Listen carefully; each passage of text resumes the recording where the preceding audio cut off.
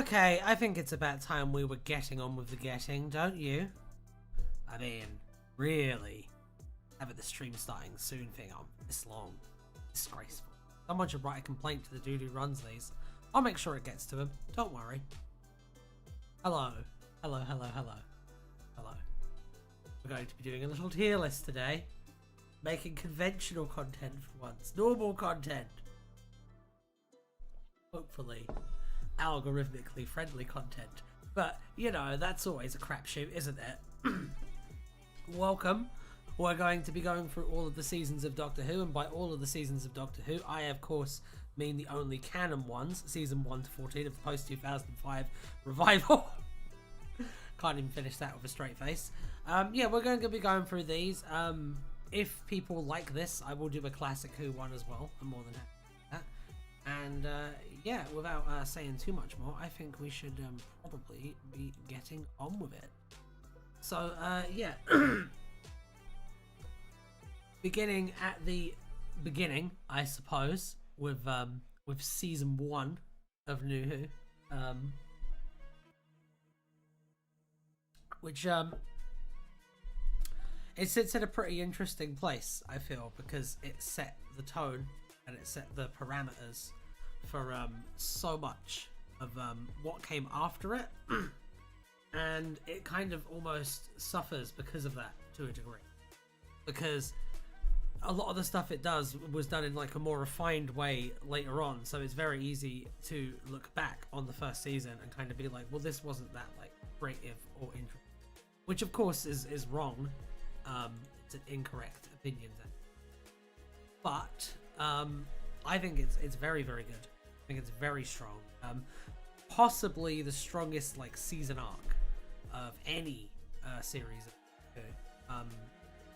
Or if you look at like all the different threads of information, like in terms of the Time War being introduced, in terms of how they set up the Daleks with them showing up at the midpoint of the season in like a kind of stakes raising episode, and having them get hinted at before that, and then they become like the season finale villain.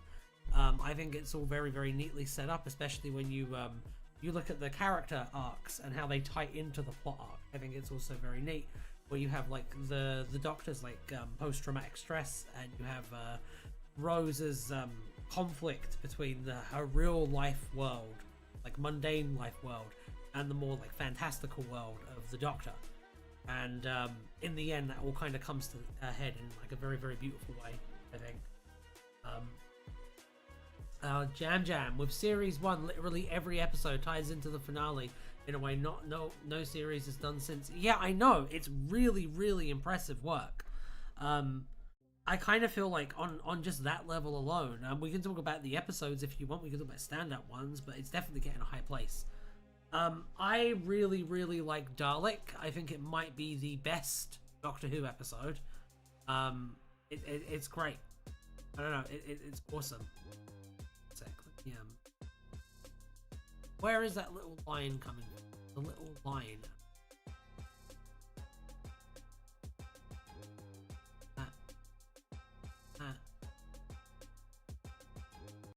On. Are you? Are you? That is so confusing. Like, why is there a little line on my face? My face is very weird. I do not. Oh, I know what it is. I know what it is. It's chat. Chat.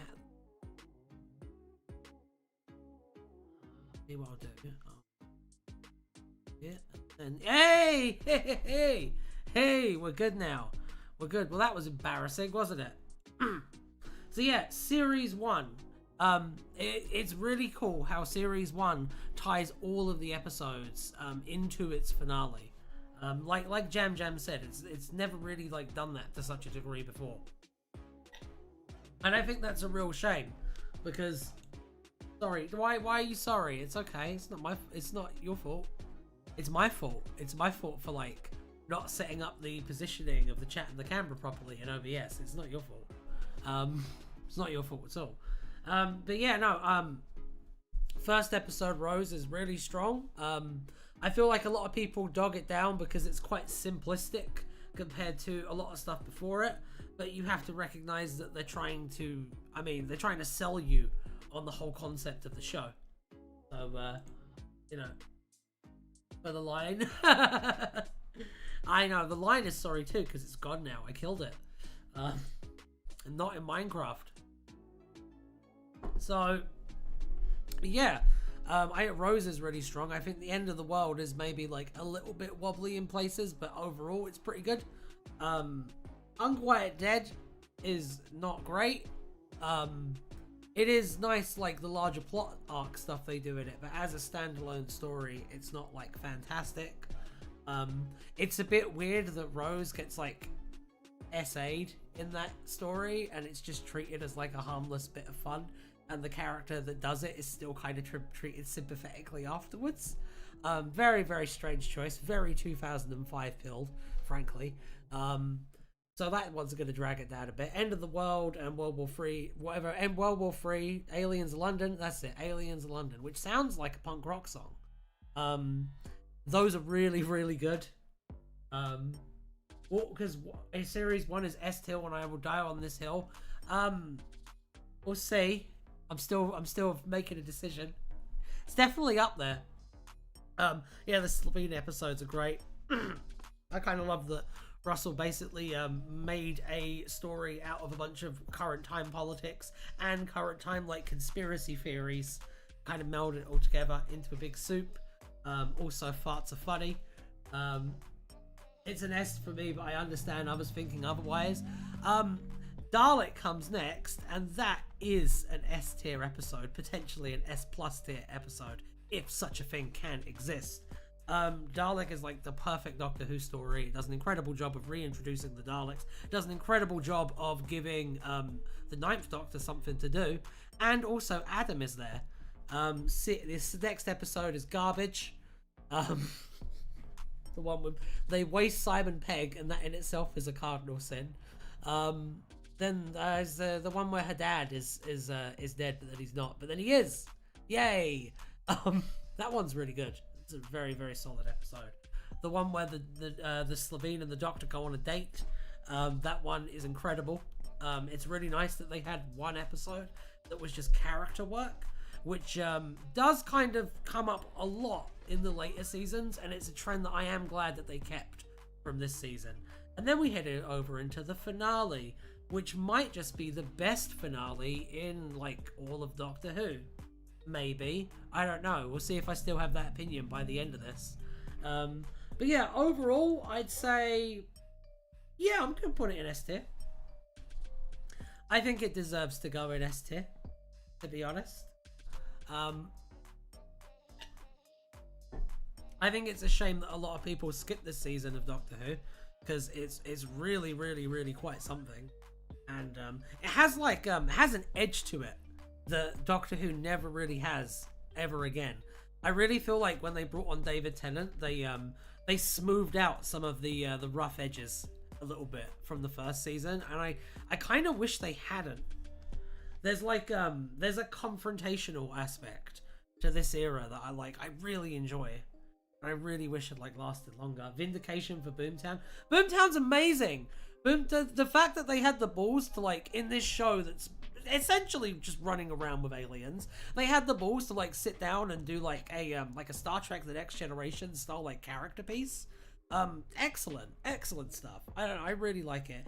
It's a simplistic mind that doesn't like Boomtown, if you ask me.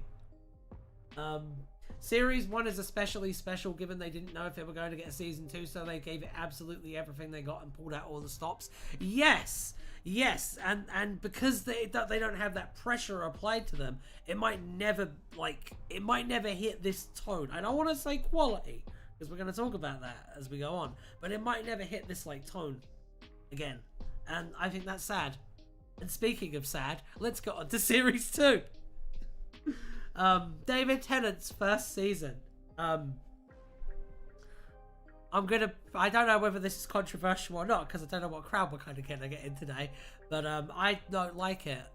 I don't like David Tennant's first season very much at all. I think the Christmas Invasion is really good, but that's not part of it. So, I guess the one you'd have to kind of start with is the Cassandra episode. I can't remember, New Earth, and it's fun. It's a good like frolic episode, but it's so stupid. It's so like dumb, and it's dumb on like on a surface level because obviously the way the episode is resolved with him just taking different like ice lollies and mixing them together to make a big ice lolly sludge to throw on all the zombies, and it makes it okay. That's ridiculous, but also on a structural storytelling level, because we don't just do that stuff here. It's a characters acting out of character episode. Okay, it's a staple of sitcoms and sci-fi shows. You either have like one of the characters get possessed, or you have some weird like virus that turns everyone crazy. You have like the Naked Now in Star Trek. You have a bunch of others in Star Trek as well. But I think that the issue is that you can't do it too early into a season, because if you do it too early into a season, you don't really know the characters that well yet. So them acting out of character isn't really as impactful. And I feel like for this season of Doctor Who, especially because a lot of people skip the first season and go straight to the David Tennant episodes, this is a really weak introduction. Because it hinges on you knowing and loving these characters. So if you don't, you're fucked. Essentially. I don't know. The high points of series 2 are high, but the low points... Yes, I know. That's exactly what I'm saying. Hang on, let me look at what the other episodes are in series 2. Because I can't... This is the thing, it literally is getting memory hold out of my mind. Suddenly you've got glowing white riot on the screen. That's wonderful, isn't it? Yeah. Tooth and Claw, the dumb werewolf one. The one that tries to yassify Queen Victoria, which is very uncomfortable, given how we now feel. It's a very, very strange episode. The things that come to my mind immediately are, I think it's really weird that they got this really talented like Bujutsu team to do all this amazing stunt work. And then, like, they cut it all like it's the fucking board identity, so you can't actually see what's going on during the action scene. That's very rough. The resolution to the plot is kind of clever. It's alright. You know what I mean? Everything kind of does add up. But for some reason, it just, like, isn't very satisfying. The lady who plays Queen Victoria is great. However, I do not like the way it tries to glamorize this figure in history, and I think it does kind of go down a bit weird on like a viewing. Weird isn't this a Gatiss joint, because it feels like a Gatiss joint. No, Eurus Lynn, is he the director? He's the director, surely. Oh, Russell wrote it. Oh dear, Russell. Oh dear. Yeah, it's not looking good. Then we get to Sarah Jane in School Reunion, which is it's all right. It's quite charming. There's some nice stuff in it. I think that Sarah Jane being explicitly framed as the Doctor's ex-girlfriend is a bit strange if you're vehemently against like the idea that the Doctor fucks. And a lot of people are vehemently against the idea that the Doctor fucks. So rather a risky move there, I may say. Anthony Stewart Head is a delight in it. He's awesome. They utilized him very well as a guest villain. I'd say that's a decent episode. Not a great episode, but it's a decent episode. Oh no, I navigated away. The Girl in the Fireplace is really, really, really good. So that's a point in its favor. And then you get the two Cybermen stories, which are honestly just like spare parts and Genesis of the Daleks thrown into a blender. They're not great.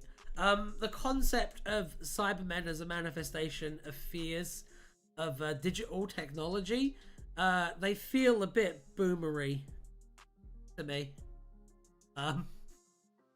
I know people have said, like, it's the most terrifying version of the Cybermen. It's like Black Mirror in it. But, if you're not afraid of your phone, then it doesn't really ring the same way. And Lumic is just Davros. like straight down the line. It's very derivative of classic Who, and not in a fun way. So I'm gonna have to like break those down and say no to Age of Steel and Rise of the Cybermen. Oh, I also remember that Mickey can fly the blimp because of PlayStation, and that's incredibly stupid. And whoever wrote that, let's see who wrote that, Graham Harper, should be ashamed of themselves. Not Graham Harper, Tom McRae. I can keep doing that. Then we have the Idiot's Lantern. They're the least. They're not cool at all. It's terrible. And I hate that Cybermen had to be from like a parallel world from a really long time. It's not good. It's a very weird choice that doesn't really make a lot of sense. And I think that on reflection, having looked into as time has gone past, I think that setting the precedent that traveling to the multiverse is like dangerous and should never be done, and there's like rules that make it like basically impossible, or at the very least very difficult to technobabble away. I think that's been disastrous for Doctor Who long term, and that's a problem that this season started. But yeah, Idiot's Lantern, it's awful. It's aside from how it's basically just like tourism propaganda, we can talk about that. We just did. It's fucking awful. I'm gonna be real with you. The bit where she's like, oh no, I know your dad's abusive and stuff, but he's your dad, so it's your responsibility to fix him, even though he's an abuser. Yeah, the awful, absolutely awful. Makes my fucking skin crawl, to be honest. And it's really weird that there have been two things in a row from Mark Gatiss, a writer I like quite a lot, that have made my fucking skin crawl. So hopefully he does better in season 3. We'll see which one he ended up writing. The Impossible Planet and the Satan Pit, incredible, absolutely incredible. Basically holding this entire season up on its shoulders. I almost have no notes. It's really fun that they were like, how do we do a Doctor Who episode with the devil? Oh yeah, let's do Event Horizon. Let's make it like mad Lovecraftian. Let's do cosmic horror. Incredible. One of the few times that Doctor Who is like actually genuinely scary. It's really good. I absolutely hate that the boy is made to go with the abusive dad at the end. Yeah, it's disgusting. It is absolutely fucking revolting. Evil. I don't know. just really awful. Really, really awful. No justification for it. And people saying, oh, Rose would do that because Rose's dad's dead. Like, you're an idiot. No, she wouldn't. No, she wouldn't. She doesn't just have a blind spot for dads. Dude was a fucking monster. I don't know. Anyway, yeah, give Rose a little bit more credit than that, basically. Then we have Love and Monsters. And here's a take for you. Love and Monsters is fucking great. Love and Monsters is like the most underrated episode of Doctor Who. Let me explain, okay? There's two main factors for this. Number one is the meta-narrative, and the fact that it's basically a 45-minute long piss take of Ian Levine. Incredible. Full marks, right? I love the fact that it had like a kids contest monster as well. The other big factor, the second factor, because I just got sidetracked there, it happens a lot, but the second factor is it has the best kitchen sink drama Russell stuff, like in the entire show. Like all of the interactions between Jackie and Elton. I tell you what, there's this one talent that Russell has, and he's still fucking got it too, where like people have these like crazy high concept adventures, yeah, but he will have a normal like human character just deliver this one line and it just fucking breaks you. And they're normally delivered by Jackie Tyler. And the one in this story is her little monologue about where she's saying like, oh, that's what it makes you, hard. That, like, I can't remember the exact line, but that is like phenomenal writing. Absolutely incredible. Yeah, no, the whole thing is about Ian Levine. It's about Ian Levine specifically, and more broadly, it's about like toxic people entering fandom spaces and like ruining them. It's about how like people will come together out of a love of something, and they'll like create this little cottage community where they form their own little bonds and stuff, and it makes them all come out as better people in the end. And then some fat fuck will walk in and ruin it all. That's what it's about. So yeah, 10 out of 10 for Love and Monsters. It's really good. Fear Her, on the other hand, is awful. Absolutely awful. Okay. It's really interesting too, because this one also has a horrible like parental abuse narrative as well.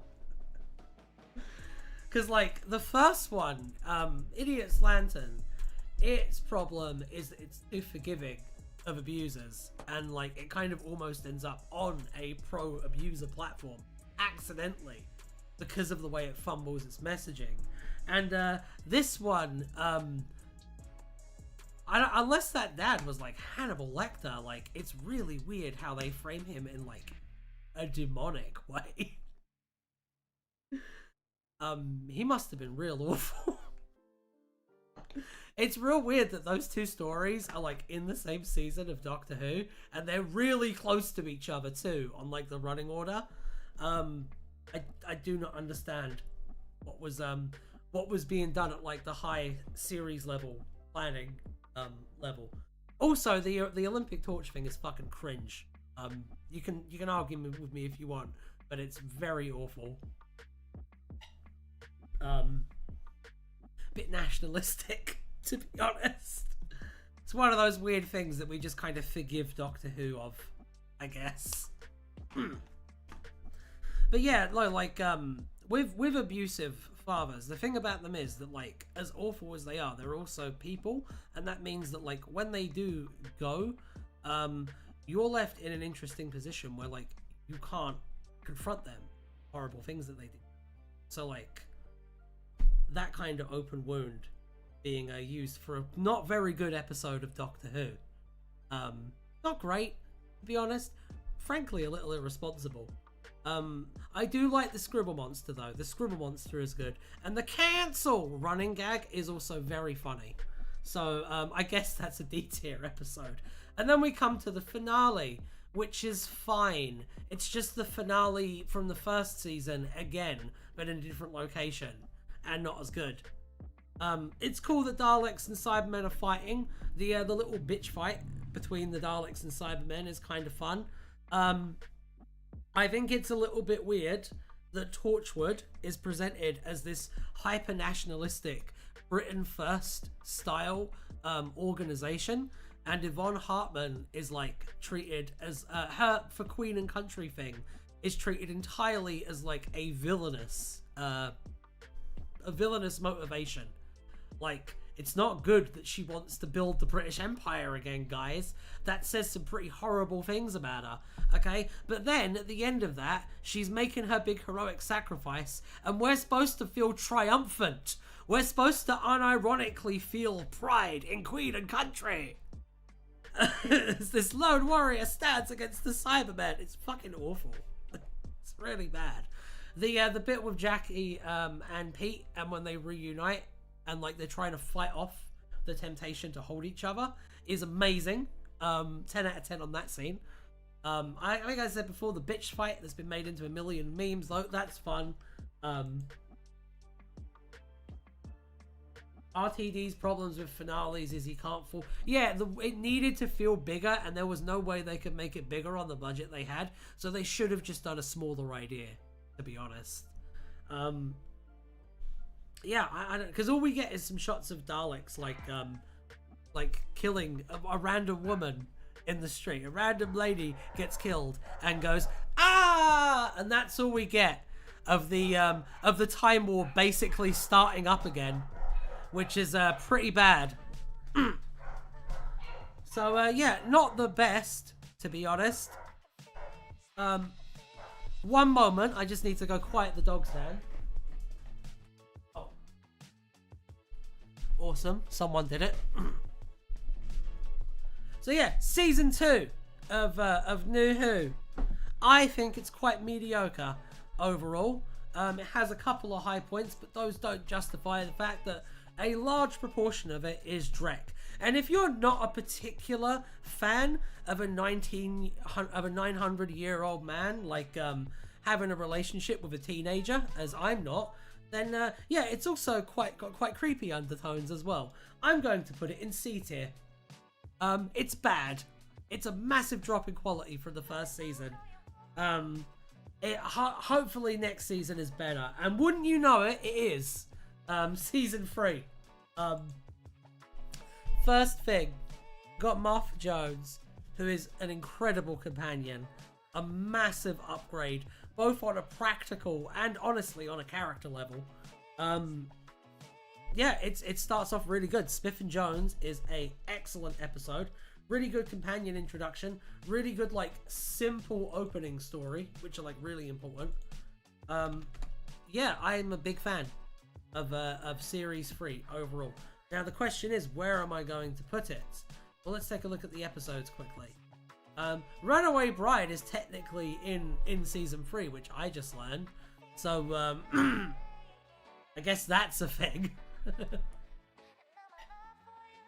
Smith and Jones is great. Shakespeare Code. Oh no! Oh no! The Shakespeare Code is in this. I feel like It's bad, and it's really tempting to like just dismiss it because Gareth Roberts wrote it. To just dismiss it because like I know we talk about the good old JK scene, but I think it's really fucked that in the bit where William Shakespeare is being like racist to Martha Jones, the Doctor just rolls his eyes and says, oh, it's political correctness gone mad, which implies that it's the Doctor's opinion that Shakespeare is being fine and Martha's actually in the wrong for being offended by Shakespeare calling her about 4 slurs in a row. Yeah, fuck the 10th Doctor, to be honest. He's a bad dude. He's a real bad dude. He's a real bad dude. And 2 episodes ago, he killed like 1 billion kids. So I don't want to hear anyone defending this shit.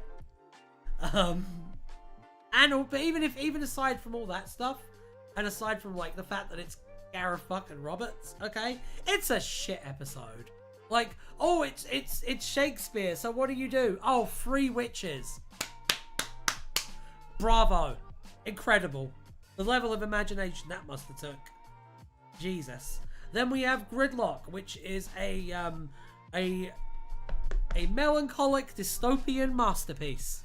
Gridlock is amazing. It's got a brilliant sci-fi concept. It's got some great like guest characters. Little weird that the cat guy isn't approving a gay marriage, but that's okay. It was 2006 or 7, whatever year it was. It was basically the fucking Dark Ages. But it's weird that he says that, and you're supposed to be like, oh, isn't it charming that he's homophobic? Very, very odd, especially when Russell wrote it. Is that appeasement when he does stuff like that? When he just like has characters be homophobic, and that we're supposed to see it as kind of like charming? I wonder this because like Owen, like I wonder this because of what Owen does in the first episode of Torchwood, which I believe he wrote, and it's just treated as charming laddish behavior. Shakespeare, what do we do? 3 witches, yeah! Gridlock is a banger and it aged well over the pandemic. It did. I love the visual device that all of the different passengers, all the different cars are based on different old-timey paintings as well. I think it's a really, really cool it's a really, really cool like world onto its own in the Doctor Who universe. Me, who wrote Agatha Christie and a murder mystery? Oh no. Oh no. Daleks in Manhattan, evolution of the Daleks. These are not good episodes. These are trash. And I hate saying that because one of my friends was in it, but it's trash. Right, let's go to the Lazarus experiment. No, they're just bad. I mean, aside from it's bad enough that like the human Dalek looks like he's wearing a hat of dildos.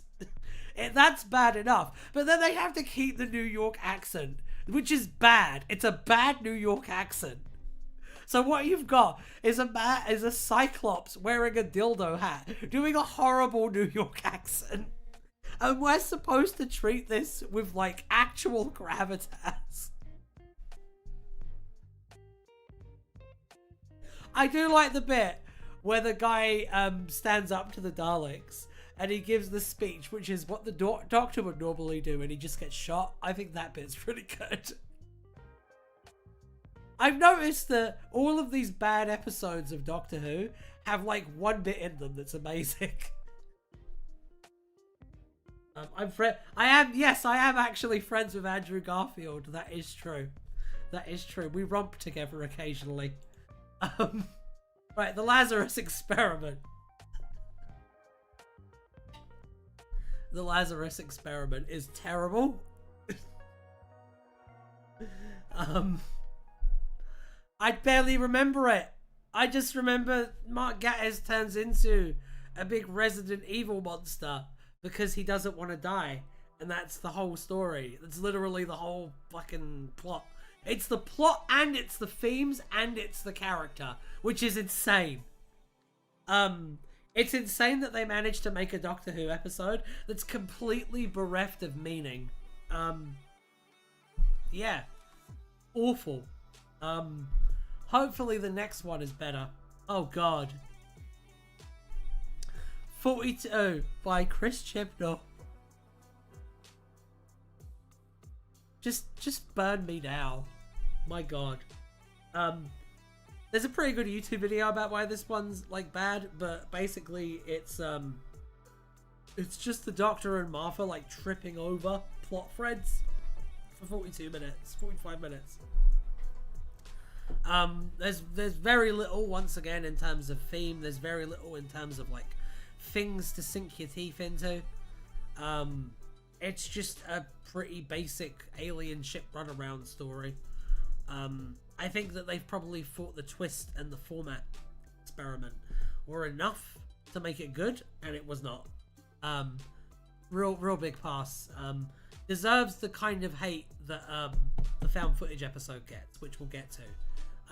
Human Nature, Family of Blood. Obviously they're the best episodes in this season. Some of the best episodes of Doctor Who ever.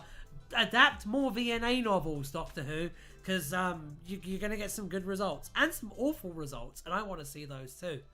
I think it's interesting with how much this, how hard the Shakespeare Code flubs the fact that they have to deal with the fact that Martha is not a white lady and she's time traveling.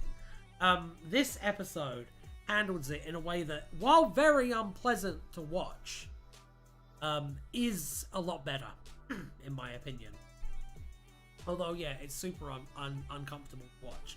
Like, I like the fact that they have the balls to make Jessica Hines' character, like, a racist, and then they confront her with it and force her to, like, learn from it. It's good stuff. I don't know. It's good stuff.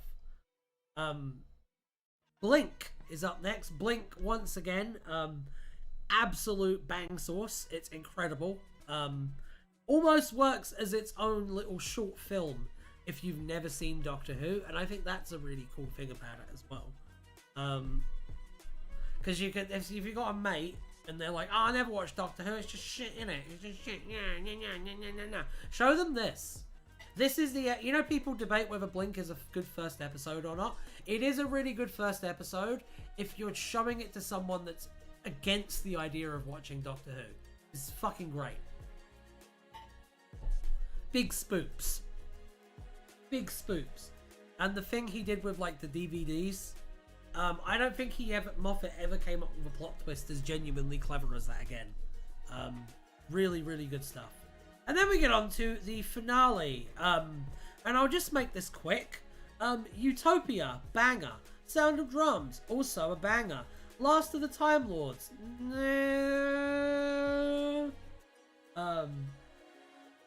Episodes 8 to 11 are a nice... Yeah, they are a nice run of top tier ones. I'd argue that Sound of Drums is also top tier. It's just that the one after it ruins a lot of its goodwill. But yeah, overall, I would say I'm going to put it in A tier. I'm going to put it in A tier.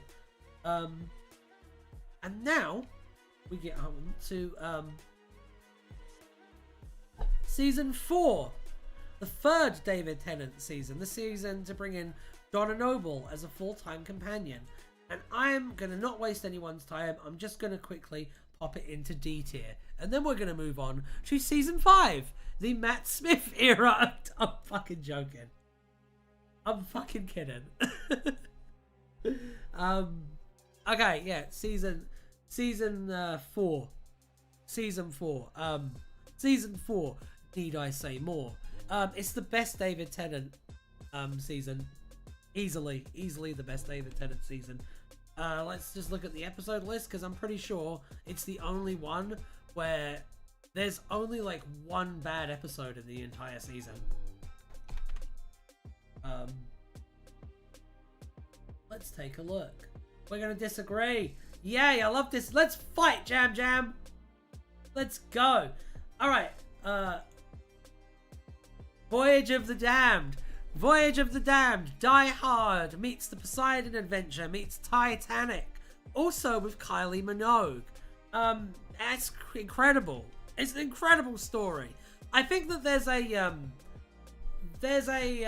a stereotype in the fandom that just because an episode is cheesy and or goofy, it is bad. And Voyage of the Damned, it sticks its fingers up at that concept. Because Voyage of the Damned is very cheesy and very goofy, but it's a delicious Emmental. And it's the goofy movie, which as anyone who is any knowledge of culture knows is a masterpiece. It's great. It's absolutely great. Yeah, recommend. Partners in Crime. Partners in Crime is amazing. Series 3 is a B. Chat is very delayed. Oh no! Partners in Crime is really good. It's very strong. I love the adipose.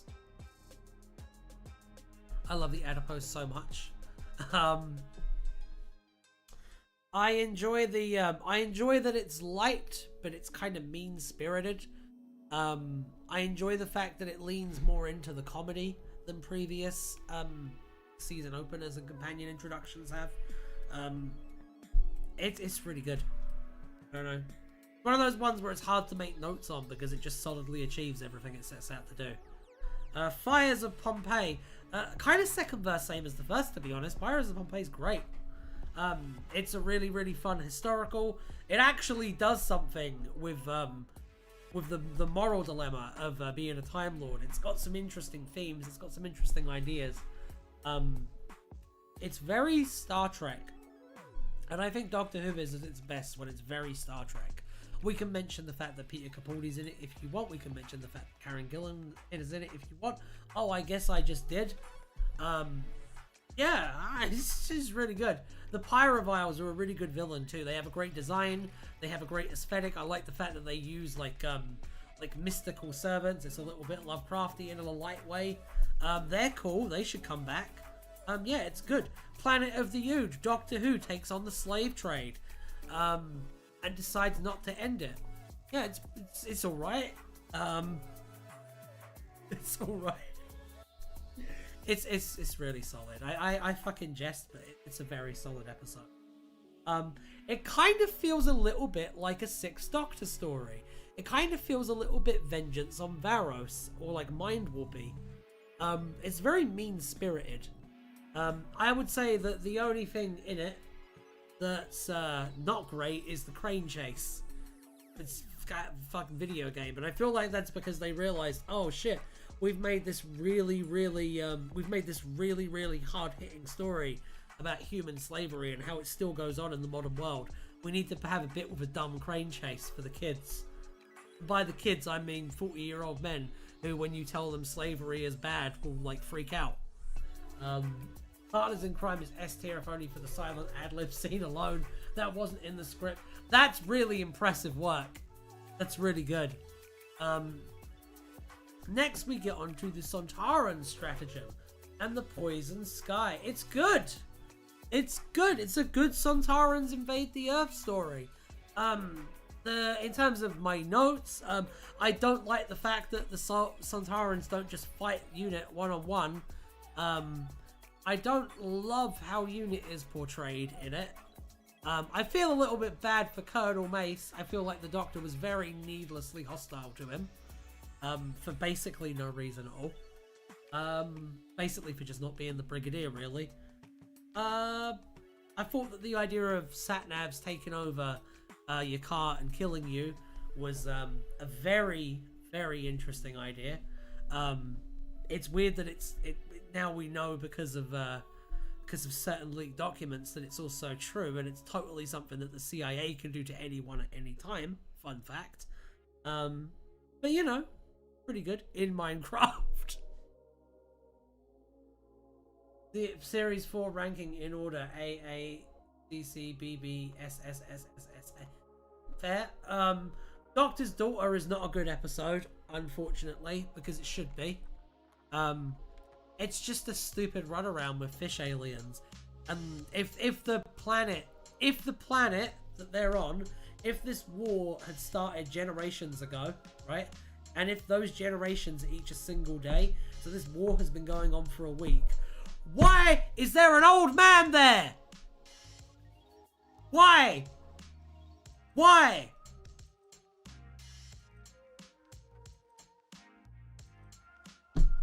Why? Unicorn and the Wasp.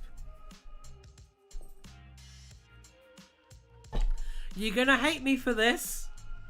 It's quite good. It's the best Gareth Roberts script, which admittedly is a little bit like saying you'd rather have COVID than AIDS, but it's the best Gareth Roberts script.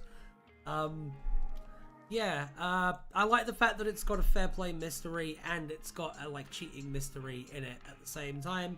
I think that the actual Agatha Christie plot stuff in it is very, very well executed, and I think that Agatha Christie is very well characterized.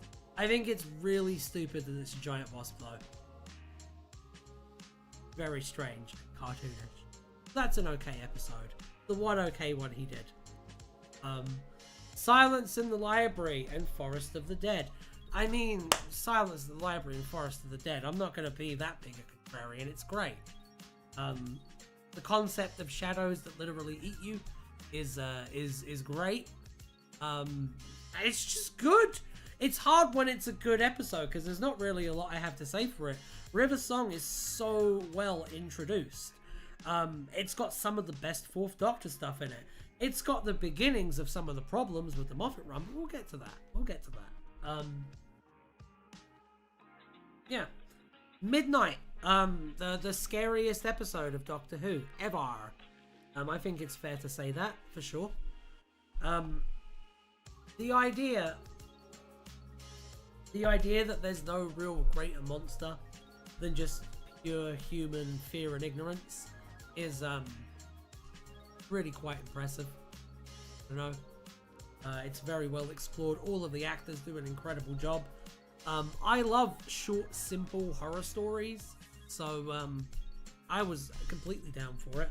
It's nice to see this Doctor in particular get his ass kicked as well, given how invulnerable he's felt for the longest time in his run. He starts really racking up the L's towards the end of his season, and that's pretty good. Turn Left, another banger.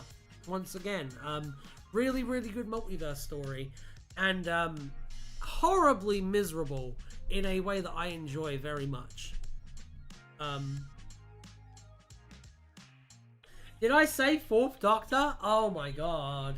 Oh my god. Alright. Turn Left, the scene that's jumping out at me that I remember is the one where Donna comes in and Sylvia is just like broken and she won't even look at Donna. She like barely responds, just like catatonic. It's a wonderfully acted and written scene. Really, really impressive stuff. Hold on, Russell. The Stolen Earth and Journey's End. Series 1 over 3. Yes. Series 1. We talked about it. We talked about it. I'm not going to talk about it again. I'm on season 4 now. The Doctor contacts the Shadow Proclamation to find Earth and is teleported away. That's all that happens in the Stolen Earth and Journey's End. So, yeah, Stolen Earth is absolutely incredible. Journey's End carries the ball to the end of the field. I don't know sports. And then drops it. It bounces and hits it back in the face. Yeah, Series 4 is not good. Series 4 is amazing, sorry. Journey's End is not good. Because it brings up all of these really, really interesting ideas about the Doctor using his companions, his friends, in weapons. In this war that they're fighting. Without even realizing it. And then it resolves it all with a few button switches. And Rose gets her own 10 to take back with her. It's fucking stupid. Very, very, very, very fanficky. Yeah. Not good. Not good. Moosey, what are you crying about? Jesus. Series 1 over 3, we covered that. Series 2 is indeed a C. We explained why Series 1 wins out over Series 4. And I think it's pretty solid reasoning because I came up with it. Right, let's go to Series 4. Where's this gonna go? It's gonna go in S tier. Has to. Because even though it has one episode that's kind of jank, it's very solid the entire way through. Okay. Now we come to the David Tennant specials. I remember the Cybermen one was good. Was a little good. Oh, good. Let's see. The series for finale should have been longer with more companion interaction. Needed more Sarah Jane at least. Yeah, I agree. Especially given Elizabeth Sladen gives the best performance in the season in Stolen Earth. I completely agree. The David Tennant specials are not a season of Doctor Who, but if I have to count them, I would say overall it's a B tier from me. The Cyberman one is good. The one on the Dead Planet is awful. Waters of Mars is really good, and The End of Time is okay. I am gonna put it in solidly in B tier. And now we come on to the beginning of the Moffat era of Doctor Who. And my god, Series 5, eh? Series 5. Well, in terms of its story arc, I would say it's the best one since Series 1. I think the cracks in the universe are very, very well executed in the story. I love that they have stakes and consequences in the story. I think that Matt Smith has had probably the hardest job of any Doctor Who following David Tennant, and he did it magnificently well. I would argue a lot better than Peter Davison did following Tom Baker. I love the fact that the season finale is more of like a sci-fi problem that needs to be solved than like a big alien invasion. I think it's a really good switch up, because to be honest, the RTD era gets really repetitive with its season finales. I'd say Waters of Mars is S tier. Unfortunately, I'm not ranking like individual episodes.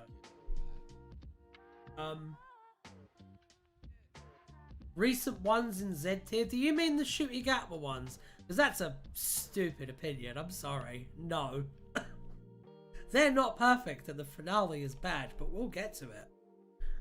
Series 5. Series 5. I'm putting it in S tier, guys. Solidly. Series 6 is my baby, and I will defend it to the death. I think Series 6 is quite underrated. Well, by that I mean Wedding of River Song is underrated. Wedding of River Song is like a tone poem. It's beautiful.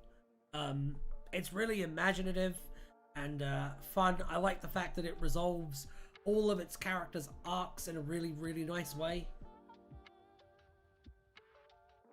No, not gonna lie. I'm not gonna lie. I've never cried more than watching End of Time Part 2. Tennant acting his heart out. Tennant did act his heart out. However, it's a very, very sloppy script, and some of the direction is kind of rough. And I don't just... If I was just ranking it on David Tennant's performance, most of his run would be S tier.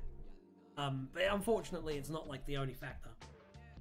Spicy take on Series 5. Not really. Series 5's great. It's really, really, really good. Series 5 has... See, I think it's really interesting because, like, in my opinion, after the first season, Russell's arcs aren't necessarily the strongest, but there's some really, really good individual episodes. And I think with the Matt Smith era, the individual episodes get lost in the mix a bit. But his first season story arc is so well delivered and so well put together that it overrides that weakness. And I will put it in S tier. Because S tier doesn't mean perfect. Because nothing's perfect. S tier just means superlatively good. Series 6 is going to go in A tier. It's not as good as Series 5. It's not as tight as Series 5. Part of that is because it's a lot more ambitious and it kind of wobbles under the weight of its own ambition. But it's a very, very solid run of Doctor Who. It's a very solid second season of Doctor Who as well. I was reacting to the guy saying Cribbins carried the... Cribbins was awesome in it, and part of why David Tennant was able to give such a good performance is because he had Bernard Cribbins to play off of. No actor gives like their performance entirely on their own, except for Peter Capaldi. But yeah, no, it is all about that. End of Time is an interesting one because I think on an acting level, it's S tier.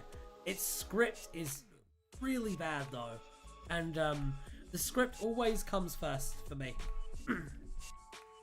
It doesn't matter how well the actors are speaking the lines if the lines are nonsense. Now we come on to Series 7. They did play off each other very well. Now we come on to Series 7. And it's really bad, guys. Series 7 is really bad. I'm going to put it in C tier.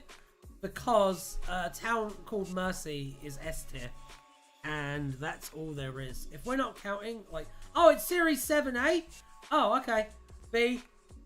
Series 7B? C. Is this tier list from scratch? Yes. I did not prepare these answers. Series 6 is a... I'm a very spicy gentleman. I don't know what to say. Split Series 7B in two though. Day of the Doctor! The 50th anniversary special!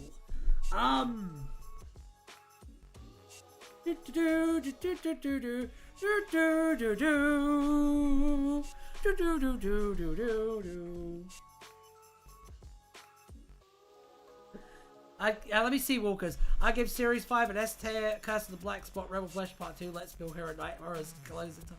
Yeah, I know. This is what I mean. You know the, I was saying before about how individual episodes in the Matt Smith era get lost in the mix? That also works in its favor too. Because it means that when there's a bad episode, they don't hit nearly as hard as the David Tennant bad episodes do. What take, I like 7B. I can totally see why someone would. I can totally see why someone would. It's just not for me. But I think it's valid. I think it's valid to like any season of Doctor Who. This is just like my opinion. So yeah, 50th anniversary. Wonderfully executed. Basically made Doctor Who the most culturally relevant it's ever been. Because it was so fucking good. Man, why is the font changed? I don't know. Curse of the Black Spot is fine. Curse of the Black Spot is good. Night Terrors is great. So yeah, Day of the Doctor. One of those ones that's just solid from top to bottom. I don't know. Stephen Moffat understood the assignment and he performed and he delivered. And it's crazy that he did it under such crazy time constraints as well. I don't know, it's really impressive work. Has to go at the top. And now we come to maybe my most controversial opinion. Are you ready for it? Are you ready for my most controversial opinion? Jump. Jump. Jump. The best run of Doctor Who in all of Doctor Who. The most emotional depth. The best incarnation of the Doctor. 3 of the best companions we've ever had. The best regular human down-to-earth supporting character in Danny Pink. You have the wonderful ring composition of Missy trying to make the Doctor see her perspective and failing, and the Doctor trying to make Missy see his perspective and failing. Hellbent is also fucking great. There we go. Capaldi era is the best era of Doctor Who. And if you disagree, that's okay. You're allowed to have that opinion. But, you know, I'm a weird art house fuck, okay? I'm very strange when it comes to my taste in media and my taste in movies. I like Doctor Who to be experimental. I like Doctor Who to be confrontational. I like Doctor Who to leave you so, like, questioning of yourself that you don't even know if you trust, like, the Doctor or not. I like the fact that most of the episodes are weird format experiments in some way. I mean, they did a goddamn found footage episode. Best version of the Cybermen we've had in New Who. By far. The concept that the Cybermen are just a social contagion that will always appear where there's humans is magnificent. Yeah, it's incredible. And yet, Heaven Sent is in it too. Also, the cover of Don't Stop Me Now in the Orient Express episode is great. The cover is great. And that episode is just... Oh, it's so good. Oh, it's so good. There's the highs in this season make the lows fucking consequential. And there aren't that many lows if you actually tally the episodes. I don't know. I'm standing by my position. If it was up to me, there would be an S+ tier, and all 3 of these would be in that S+ tier. And also, so would Series 1. I have a 50k word alt plan for Capaldi's era. I'm that fucked. Man, I do like his era, but I do not like Clara's change between 11 and 12.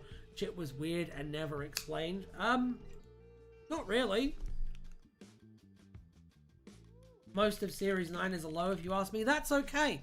I think that this is an interesting era because, like, if you hate it for the same reasons that I love it, that's totally valid. Okay. But you're allowed. I'm going to. Hold on. How do I add one? Add a row above.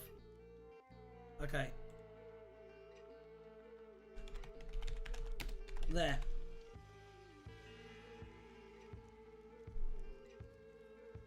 I watched that new play, Constellations, the other day with Peter Capaldi in it, by the way. It is very, very good. Have I ever told you my story about Peter Capaldi? I won £20 on whether he was going to be the next Doctor or not. Because I just had a feeling. So it's a cool story. I don't know, I think it's a... and now we come to the end of the Moffat era, the Whittaker era, the Chibnall era. Here we go. Series 11. D or C? Let's see. I'm gonna try and be fair. No, it's not good, is it? It's not good.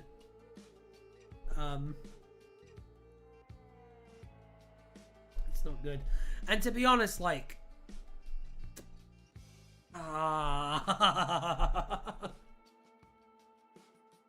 I hate how conservative the messaging is in the 13th Doctor era. Chris Chibnall is a fucking Tory, and you won't tell me otherwise. He's just quiet about it. He just loves cop shows. I hate it. I hate it so much. I hate that they send out the message that fucking capitalism is A-okay. I hate all the weird racist stuff in it. And like, I hate the fact that they're looking at fucking climate change and they're like, you, Zoomers, who have no ability to control any of this, it's your responsibility to fix it. Because it certainly isn't us boomers. It's got Rosa and the Punjab. The Rosa Parks episode is bad, dude. Aside from the fact that they had to fundamentally change Rosa Parks to make the episode even make sense, it's just a fucking Hallmark documentary. Like, I don't know. Should have been a pure historical, if you ask me. They should have had the balls to just have the Doctor meet Rosa Parks and have these two powerful women just like talk for 45 minutes, if you ask me. Would have been a lot better. Feels like it's compromised and a bit cowardly. I'm not including the books, no.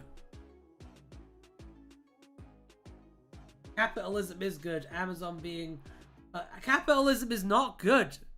Capitalism is the reason the world is ending. Capitalism is the reason that you might not make it to 50. Okay? It's not good. Anyway, series 12, where the Doctor throws a guy to the Nazis. It's better. Kind of. Not really, though. It's more fun if you're like a Doctor Who fan, I guess, in the sense that you like keys being jangled in your face. However, I kind of like series 11. I like series 11 kind of trying to be more of a procedural and really changing the tone.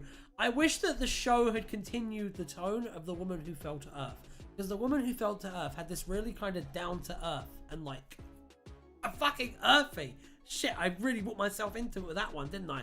Earthy tone to it that the rest of her era just really lacks, and I'm still mad about it. The Flux is her best season. It's really good. Not in A tier though. We have to move these guys down. It's solid B work. Chibnall can write and write well. He can write cop shows well. Writing cop shows and writing Doctor Who require completely different skill sets. Capitalism is the worst economics other than all of the others. Dude, can you not with this like Reddit posting in here? Okay, I'm literally a socialist and I'm cleverer than you. You're not gonna win this. Anyway, is this Power of the Doctor? Power of the Doctor is bad. Wait, no. Why is which ones of these are which? Hang on. Her seasons are so hard to fucking tell apart. My God. Okay, there we go. That's my opinion on the Whittaker era. Woman Who Fell to Earth is S tier. Woman Who Fell to Earth is awesome. Orphan 55 is your favorite serial of the show, but done again, so obviously I hate it.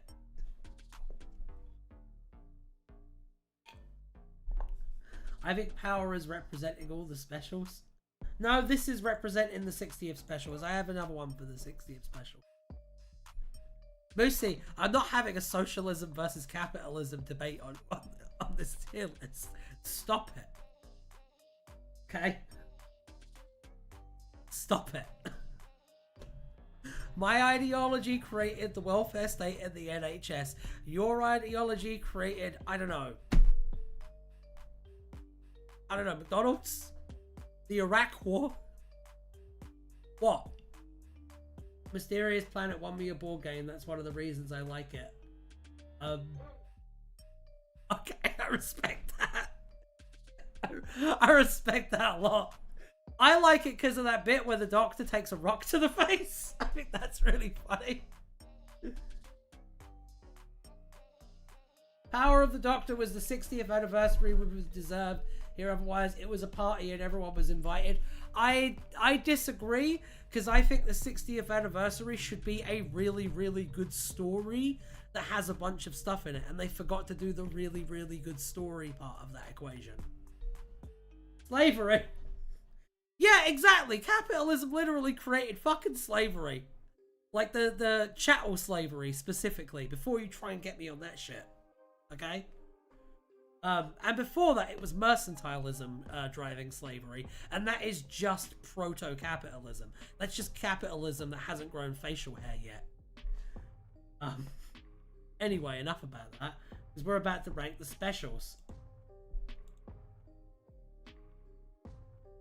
Capitalism made The Apprentice, and golf is like such a perfect way to end that particular discussion. Why the oceans are boiling, man? It's not good. Not good at all. Right, so, I like it a lot, to be honest. I really like the 60th specials. I think the giggle ends in a kind of nonsensical way, and, the bi-generation thing is still weird. However, Star Beast is a really, really fun time. It's really, really a fun time.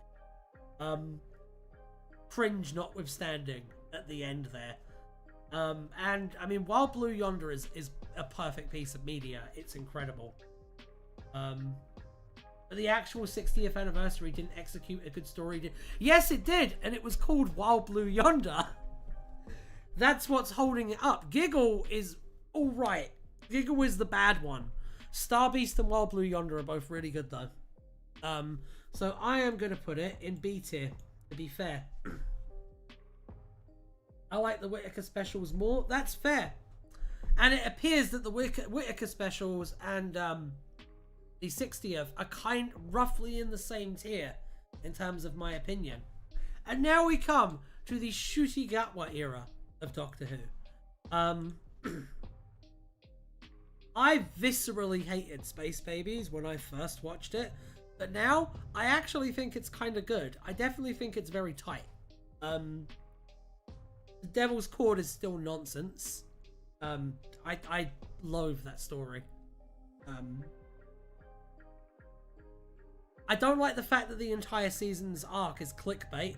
I think that's very annoying. But. Right, let me look at the...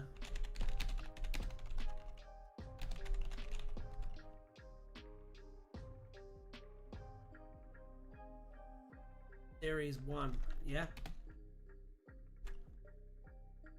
Because it's Series 1 now. Okay, so the first episode of Ncuti Gatwa's era, Rose, was pretty good. Let me grab this one. That's Series 14, okay. According to... This is Series... No, I'm not saving it for another stream. It's a little special bonus treat before I sign off. Right, so... Yeah, Series 1. Space Babies is pretty good. Devil's Cord is nonsense.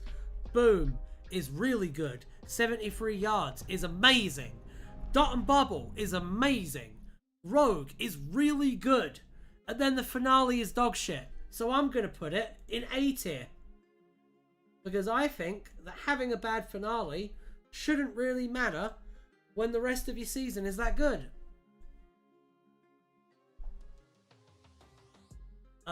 Alright, let's see.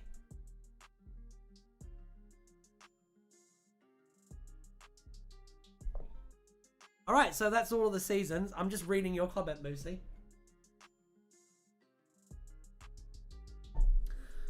Look at capitalist countries like the USA, the UK, and Germany, and then compare that to countries like Cuba and Vietnam.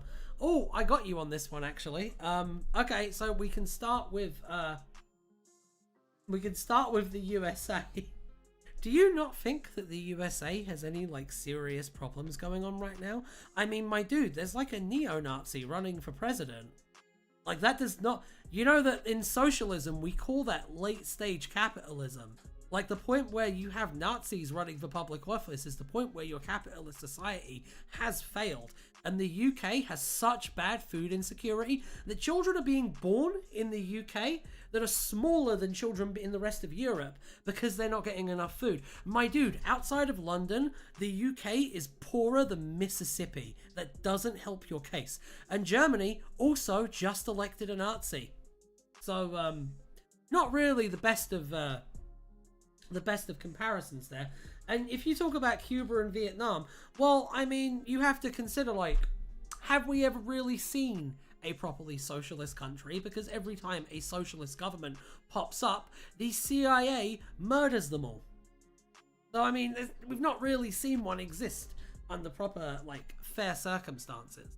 And, I mean, from where I'm sitting, it kind of seems like places like the US and places like the UK, it kind of seems like the general population is really, really, really leaning towards wanting libertarian socialism. Kind of seems like it's gonna, you know, win this whole thing once we deal with all the Nazis.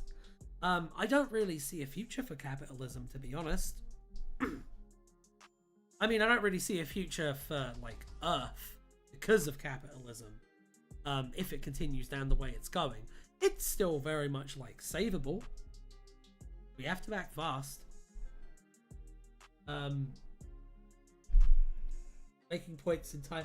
Yeah, yeah, Cuba literally had US military intervention. And to be honest, dude, like, when I was a little teenage shitposter, I used to make all of the same arguments that you're making, and I was wrong about those too. Like, you just sound like me when I was your age, dude. And I know that I was a little dumbass back then. Right. So, I think that a big issue is that people hear socialism and they do not understand that, like, under socialism, you would have more than you did under capitalism. Hello, Jennifer Fillerups. Unfortunately, you've come to the end of the stream. So I'm sorry about that. We were doing the capitalism versus socialism debate, I guess, because it always somehow turns into that. But now we're done. So this is the end of the stream. Look forward to the video version that's coming out very soon. Until then, like, subscribe, do all that good stuff. Join the Discord if you want. And I will see you. Rank DC movies in 4:3 aspect ratio for Zack Snyder's artistic vision. That's really funny. You should, I'll do that. I'll rank the DC movies. I'll do that at some point in a stream, because that sounds fun. When's the next From Scratch? Maybe next week. We might do one next week, actually. I know that you love those, Lamb. I would definitely be down. The CIA couldn't kill the Cuban government. Yeah, I know. And what does that say about the Cuban government?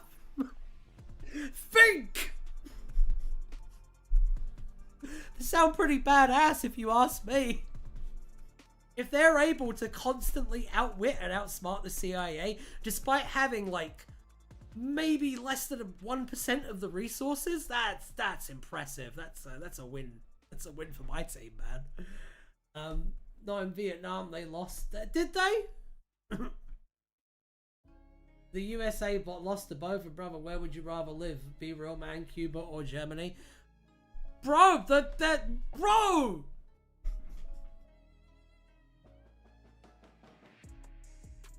Good luck cutting around. No, I was very careful to leave it very, like, separate from the discussions. It's okay. I might put in a little bit of me dunking. Blue Beetle is the best one. End of. No, the Suicide Squad is the best one. End of. We'll get to that when we do the DC movies tier list next week instead of a Right From Scratch. I'm just kidding.